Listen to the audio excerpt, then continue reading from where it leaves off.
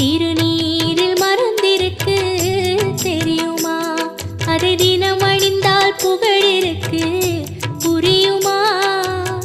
கந்தன் திருநீரில் மறந்திருக்கு தெரியுமா? அதை தினம் அணிந்தால் புகழிருக்கு புரியுமா? கந்தன் திருநீரில் மறந்திருக்கு தெரியுமா? நெற்றிக் கண்ணில் பிறந்தவனே தெரியுமா? அவனை சுற்றி வந்தால் பல